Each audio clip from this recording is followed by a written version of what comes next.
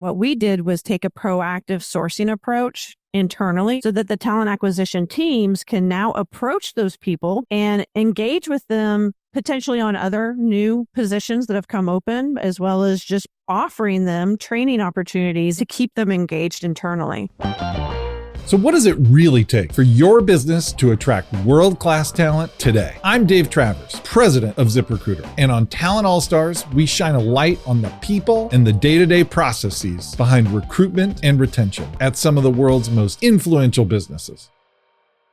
Our Talent All-Star today is Victoria Miners, a longtime talent leader at Amdocs, which creates software and systems for phone, TV, and internet providers. If you've ever paid a phone bill, signed up for a streaming service, or contacted customer support, there's a good chance that Amdocs technology was working behind the scenes to make it happen. So what does it take talent-wise to pull that off? Let's put that question to Victoria Myers. Victoria, welcome to Talent All-Stars. Thanks for having me. So happy to have you. There's so much to talk about. You have had such an interesting career journey and play such an interesting role now at Amdocs. But I want to go back in your 20 plus year careers and take me back to the moment when HR and people started to feel like it might not just be a job, it might be a career or a calling. When did that moment happen for you? Probably even before I got that job, but my degrees are in speech pathology and psychology. But after college, my brothers, one was a COBOL developer and the other one was a sales guy, said, hey, let's start our own consulting company. So that's actually what we did. And we were, pretty successful. We landed work and I learned the ropes of sales, recruiting, and operations. And we did it for about a year. And then from there, I went into the agency life and did a split desk of sales and recruiting. And again, I was successful, but I really loved the recruiting. It just fed that need that I have internally of wanting to help people. And so that's where I decided I'm going to continue this. I'm going to pursue it. And I stayed in the agency world for quite a while, but knowing I wanted to try the corporate side because I didn't like that cutthroat feeling of the agency where I'm fighting against my peers. Oh, that's my candidate. How dare you talk to them? All of that can happen. I wanted to feel more like we're all working together for the goal of the company. And so once I got into the corporate world, I haven't looked back. That's awesome. So let's get to the corporate world in a second. But when recruiting spoke to you because you felt like you were helping people, what did that feel like? Can you take me back to a specific moment that exemplifies where that feeling came from? You have that candidate that had been looking for work for a while and you found the candidate and you had this open opportunity. And their appreciation, because maybe however they were running their searches, this opportunity didn't come up for them. For me, it's the best feeling. Now that I'm in leadership, I don't get to do the offers anymore. But giving an offer to a candidate has always been the best experience. And so I absolutely love that side of the job. Okay. You mentioned now that you're a leader, you don't get to do that. So when was the moment when all of a sudden you moved into the corporate world and all of a sudden you realized I might not be just a individual contributor, I might be a leader of teams who helps manage and direct people doing this sort of work? It was actually that first corporate opportunity. A few years in, I just kind of was taking leadership roles where if we were hiring someone new to the team, I would train them and get them up to speed on the company's processes, or seeing a need and working with the actual management of the team to try and implement some sort of change or something for us. So some of those things I just kind of did. And when I moved to the job right before Amdocs, I had the opportunity to actually move into a team lead position. And then from there, just progress to recruiting manager and further on. But I think part of my progression was I had an excellent mentor. She really invested time in me. She helped me to see the difference between being a manager and a leader. And so that was something that, I really took time to try to learn because I was managing a team and making sure they were meeting metrics and all of those things, but wanting to become someone that could inspire and develop them. That's where the leadership aspect comes in. Okay, so take me there, like the difference between management and leadership. So I think a lot of people as they go into first-time management. They're like, wow, this is a little bit more difficult than I thought it was going to be. Not all of us have found the mentor that you found. If you were to succinctly break down, be the mentor for the rest of us, how do you transition from being just a manager to being a leader? I think even as a leader, you still manage, right? So there's certain aspects of leadership that is still the management side, but management is focusing on the tasks, the processes, efficiencies, making sure the work gets done. So it's very kind of task and KPI metric focused type of work. A leader, on the other hand, inspires and empowers. So for me, leadership means being a servant leader, caring for my team as individuals, helping them grow, talking to them about what their future could hold, giving them the opportunities to become leaders if that's where you see their path going, making sure they feel valued and motivated to do their best work. And when you do that, they inherently want to do their best work. It really pulls that out of them and also helps to elevate them in their own careers. So I think a lot of that is a checklist you can go down and make sure you do. But one of the things that's hardest to do there, that's not just checking a box, is making them feel valued. And that is easy to talk about, an easy talking point, but hard to do sometimes. How do you get good at that if that's not something you've thought about before, had to do before? Empathy. They're humans. They're not just worker bees. These are human beings who have lives, who all of us work in order really to have a life. It's not the other way around. It shouldn't be. And so, it's like you have to develop a relationship with the people that you really spend most of your time with, and it can't be all transactional. And so when you do that and you really develop those relationships and you show that you care, be the human first while you're also looking at work that needs to be done. And I can tell you one of the things that I've always done is when it came to decision time, I would tell people, is it the right thing to do? And if it's the right thing to do, then that's what we should do. And that helps also for your employees to see where you're coming from and that you're a human too. It's so even as a leader, it's okay to say, I made a wrong decision, or, you know what, I'm not the expert in this. You're the expert. I really want your advice. So those types of things as well really kind of help to build the trust, show that you're a human as well, and inspire them, your employees, your team, to do their best. I think that is so wise, because I think that the initial instinct as a young manager, a young leader, so often is, okay, now I have to look and act like I'm a leader and I have to show that I know what I'm doing and I make decisions. But to make somebody feel comfortable even talking with you in a way that they can even give you the room to show that you care about them as a person, you've got to show them that it's safe and normal to do that and sort of be a human being yourself, not just this indomitable leader. And that's very counterintuitive sometimes. So I love that. Well, and it's taking ownership, right? It's being able to say, I guess humble yourself to say, I made a mistake, but let's learn from it and let's move on. And so there's accountability that's involved in that. It's showing that you can pick yourself up and dust yourself off if you've been knocked down, by whatever this mistake was. And I think all of those things show your team, like you said, that I guess it's something to aspire to. Not only is it something to aspire to, but it's so much easier to manage people when they bring their mistakes to you to say, I learned from this, or this is something we fixed, or I need help with this. It takes a lot more work to have to do detective work and figure out if they've made a mistake, because they're not going to tell you.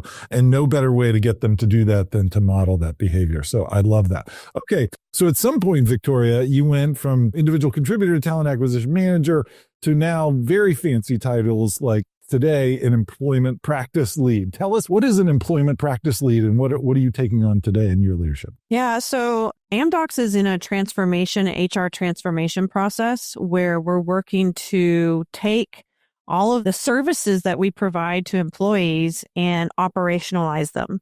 And in order to do that, you really have to have what we call global service owners, or these employment practice leads who own the service, but we're also detailing the processes, the R&R, so all of the different roles and responsibilities that relate to it. And many of these are actually in our sister HR pieces of the organization, whether it be HR operations, our tier support, aspect, the business unit HR, people relations, et cetera.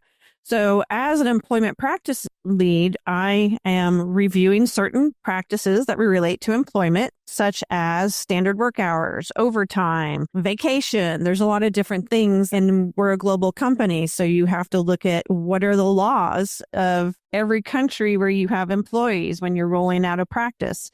Are we, following those laws? What if an escalation occurs? Who needs to be involved in that? So, we're essentially detailing all of that. And we're also implementing operational efficiencies along the way. So here's the thing. When you are in a new role and your job is to interact with so many different stakeholders that you just described in a very complex job like you have, where you have so many different people that you're affecting their work lives or that are depending on you to get it right.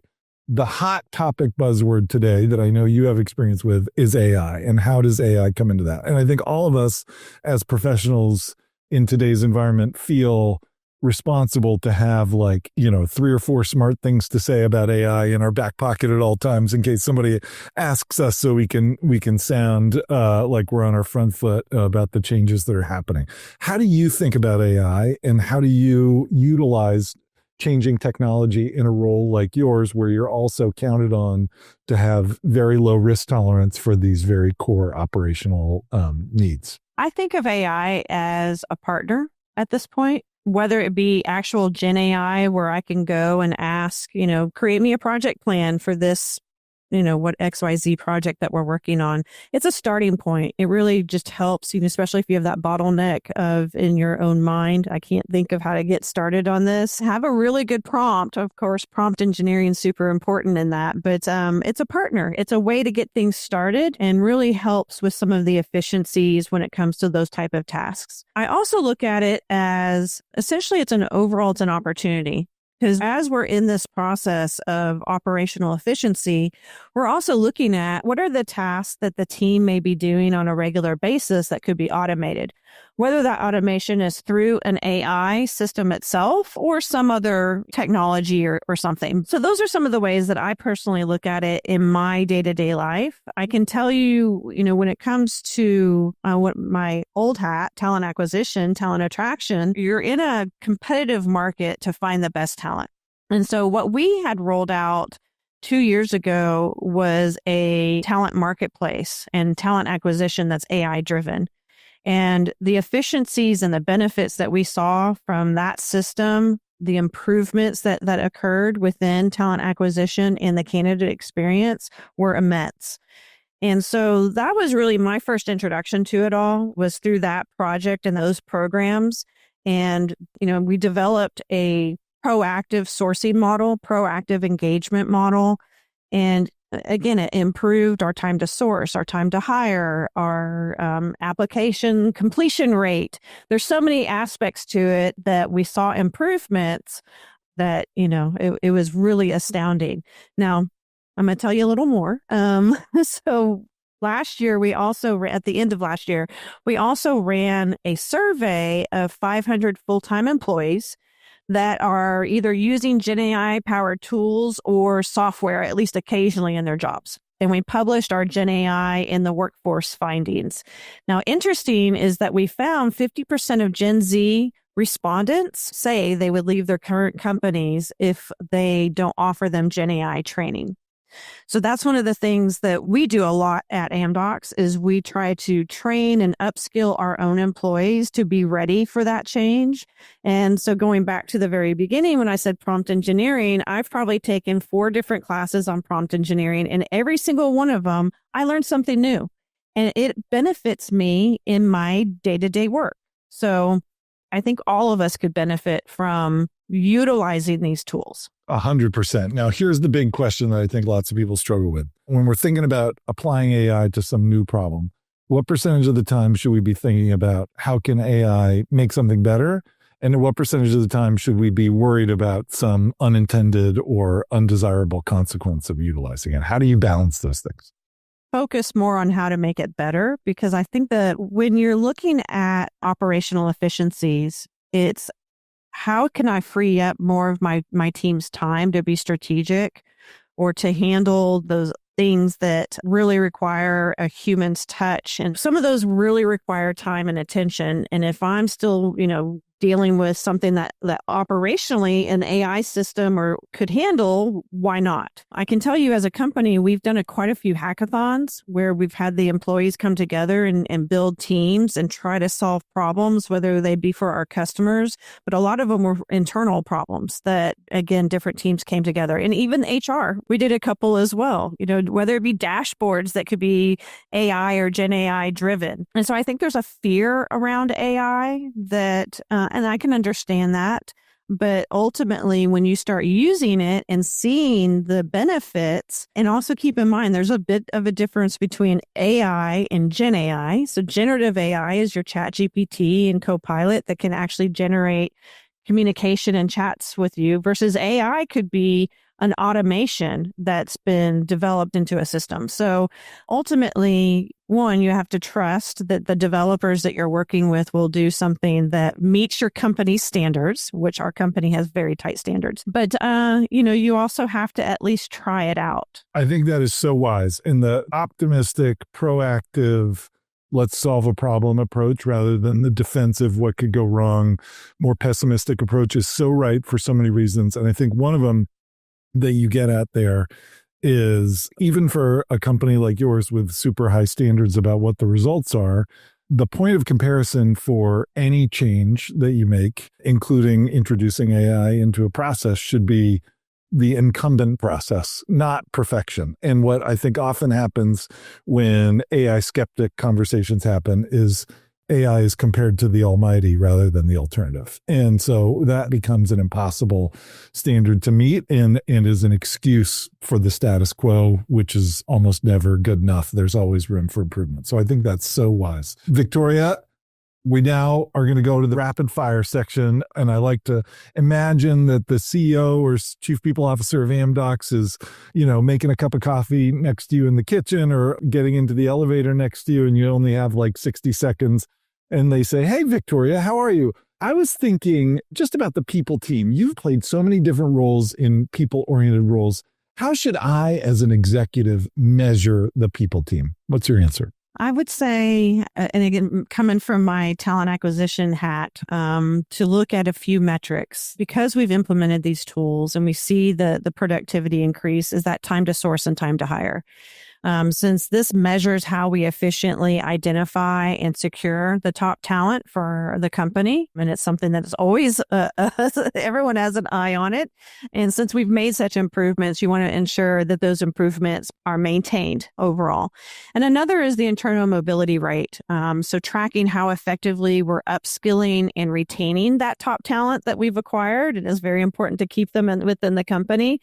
And so this can show that we are attracting the right people, we're growing them for our own long-term success. Okay, so let me do the follow-up rapid fire question on that topic, which is, we've had a lot of success and done some cool stuff with internal mobility.